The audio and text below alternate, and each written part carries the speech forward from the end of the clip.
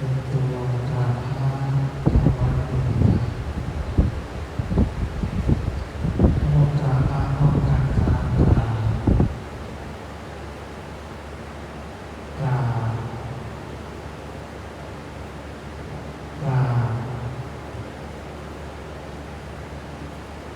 กราบเรามีคำพ่อแม่ครูอาจารย์ครับทั้งหมดกราบคำบูชาพระรัตนตรัยอินาสัพพะเวนะ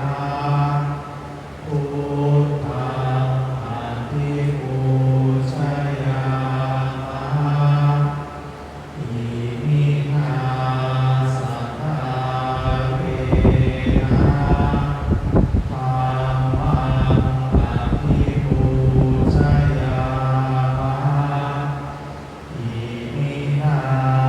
สัพพะเวนะสังฆังอภิปูชยามะอะระหังสัมมาสัมพุทโธภะคะวาพุทธังภะคะวันตังอะภิวาเทมิ สวากขาโตภะคะวะตาธัมโมธัมมังนัมมัสสามิสุปฏิปันโนภะคะวะโตสาวกสังโฆสังฆังนะมามิ อันตมยังพุทธัสสะภะคะวะโตปุพพะภาคะนะมะการังกะโรมาเสนะโมตัสสะภะคะวะโตอะระหะโตสัมมาสัมพุทธัสสะนะโมตัสสะภะคะวะโตอะระหะโตสัมมาสัมพุทธัสสะ นะโมตัสสะภะคะวะโตอะระหะโตสัมมาสัมพุทธัสสะพุทธังสรณังคัจฉามิธัมมังสรณังคัจฉามิสังฆังสรณังคัจฉามิทุติยัมปิพุทธังสรณัง คัจฉามิทุติยัมปิธัมมังสรณังคัจฉามิทุติยัมปิสังฆังสรณังคัจฉามิตติยัมปิพุทธังสรณังคัจฉามิตติยัมปิธัมมังสรณังคัจฉามิต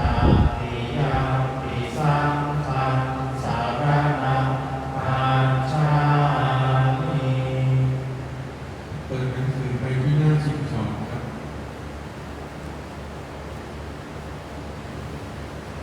ท่านธรรมยปาติจารย์สมุป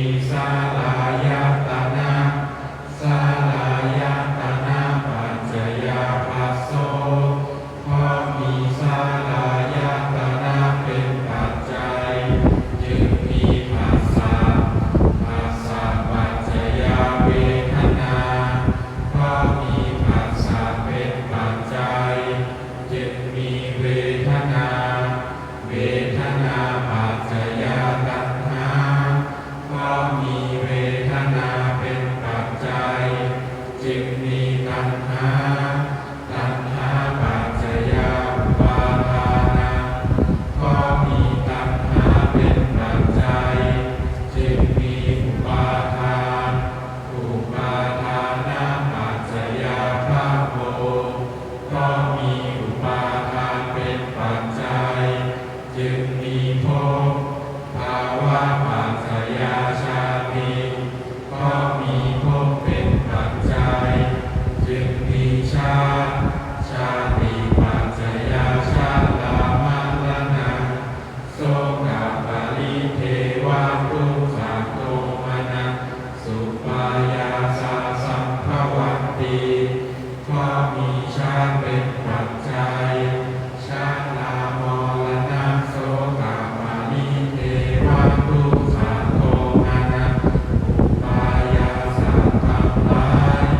จึงเกิดขึ้นครบถ้วนเอวะเมตัสสะเอวะรัสสะทุกขขัตถัสสะสมุทัยโยโหติความเกิดขึ้นพร้อมแห่งกองทุกข์ทั้งสิ้นนี้ย่อมมีด้วยอาการอย่างนี้อวิชชายาตเวปะอาเสสะวิราคะนิโรธาสังขารนิโรโธเพราะความจางคายดับไปโดยไม่เหลือแห่งอวิชชานั้นเทียวจึงมีความดับแห่งสังขารสังขารนิโรธาวิญญาณนิโรโธเพราะมีความดับแห่งสังขารจึงมีความดับแห่งวิญญาณวิญญ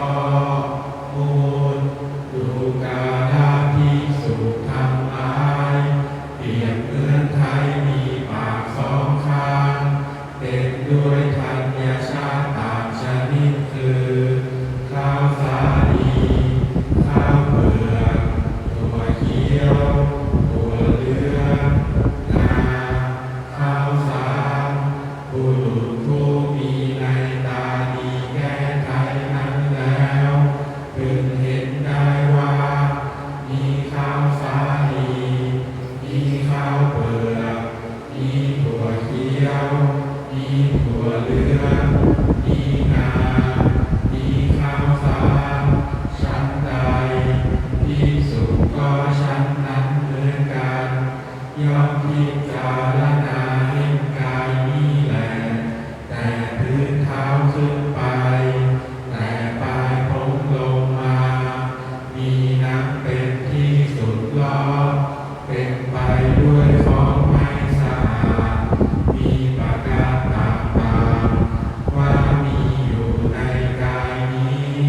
ผมขนเล็บฟันหนังเนื้อเอ็นกระดูกเยื่อในกระดูกม้ามหัวใจตับพังผืดไตปอดไส้ใหญ่ไส้โทษอาหารใหม่อาหารเก่าดีสะเลดน้องเลือดเหงื่อมันข้นน้ำตามันเลวน้ำลายน้ำมูกไขคอมูดดังพัฒนามาชนีภิกษุย่อมพิจารณาเห็นกายในกายภายในว่าพิจารณาเห็นกายในกายภายนอกว่าพิจารณาเห็นกายในกายทั้งภายในทั้งภายนอกว่า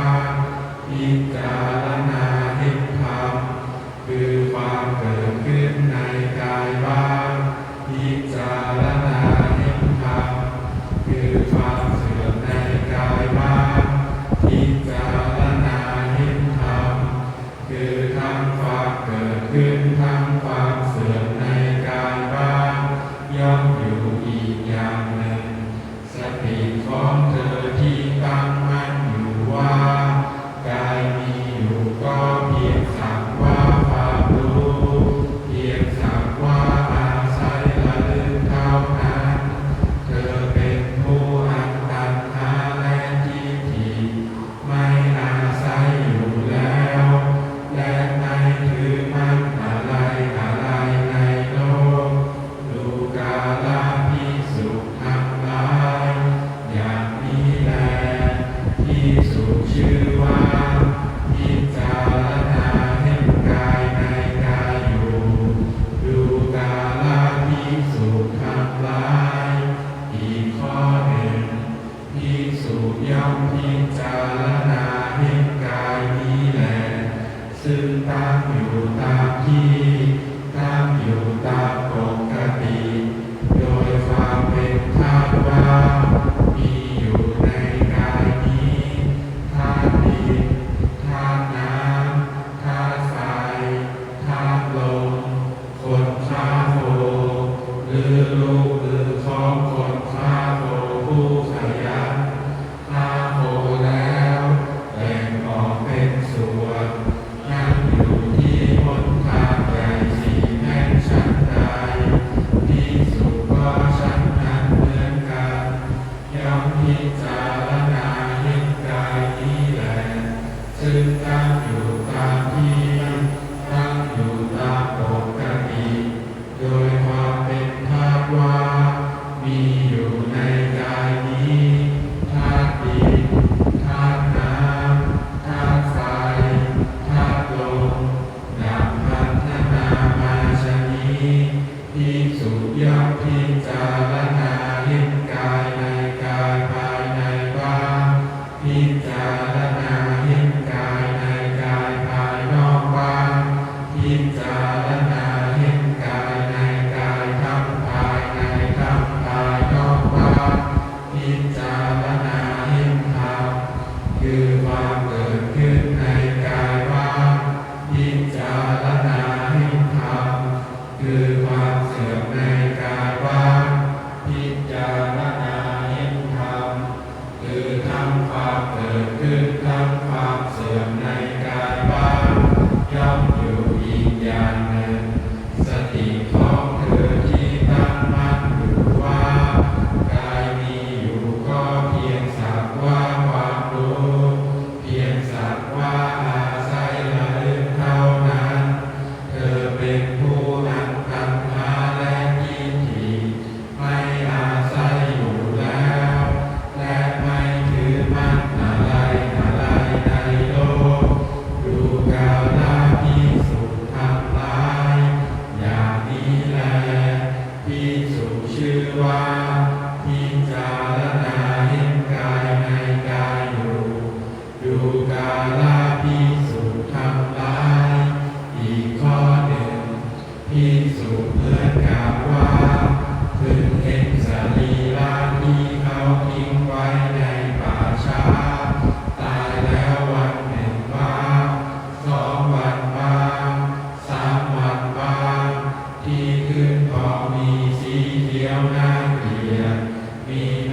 ลืองไร้น่าเกลียด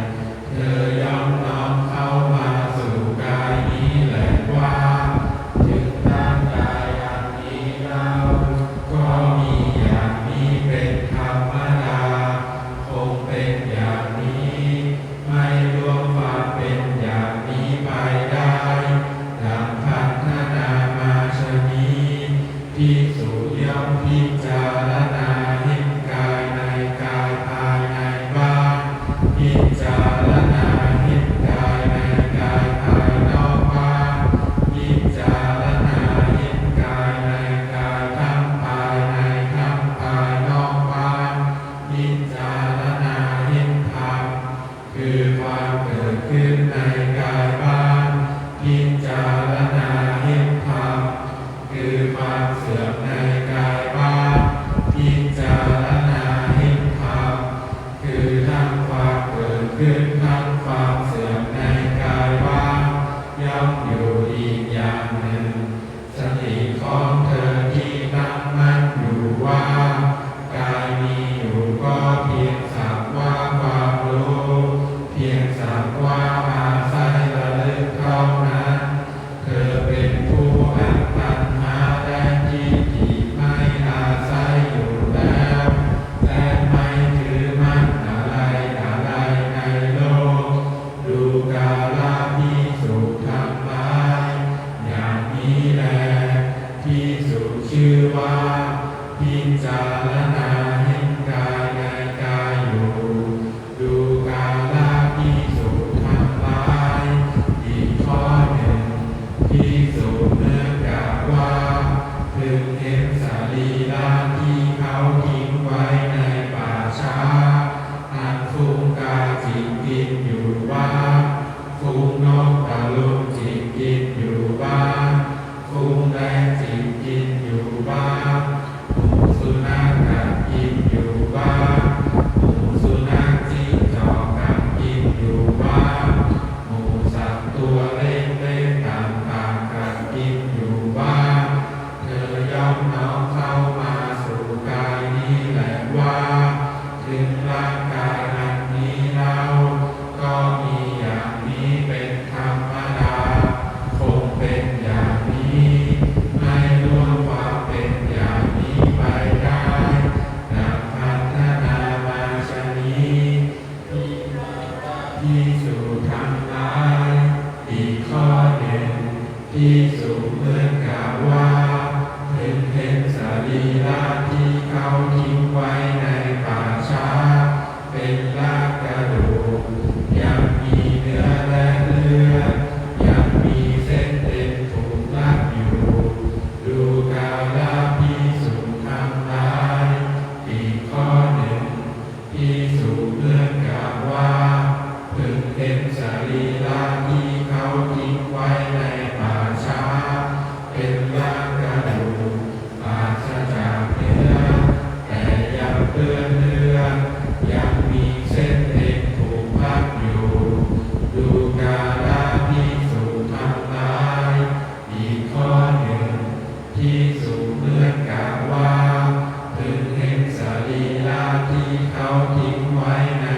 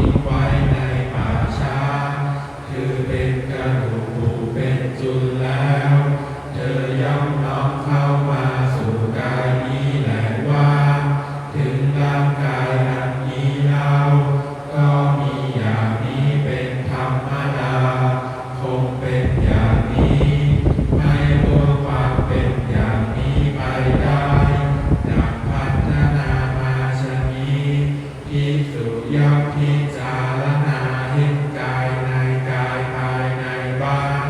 พิจารณาเห็นกายในกายภายนอกบ้าน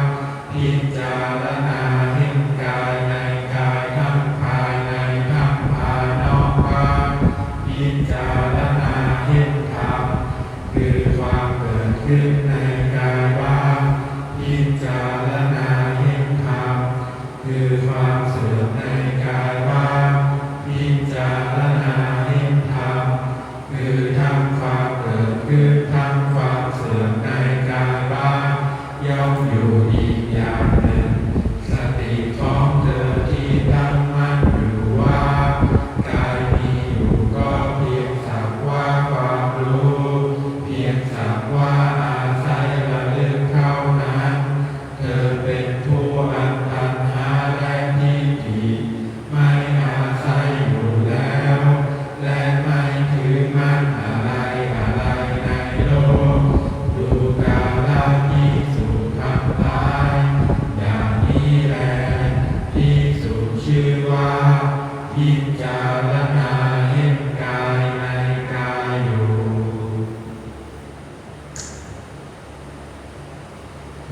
การสวดมนต์สังฆทานในช่วงเย็นในวันนี้ครับที่ลำดับต่อไปเราจะได้นั่งสมาธิภาวนาให้เราอธิษฐานรับพระธรรมทานร่วมกันข้าพเจ้า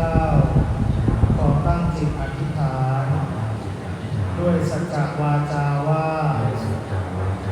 ข้าพเจ้าจะเป็นผู้มีสติมีสัมปชัญญะ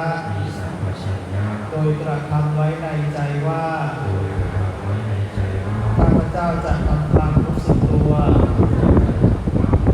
ในขณะหายใจเข้ายาวในขณะหายใจออกยาวในขณะหายใจเข้าสั้นในขณะหายใจออกสั้นข้าพเจ้าจะอดทนอดกลั้นไม่หลงในความพอใจ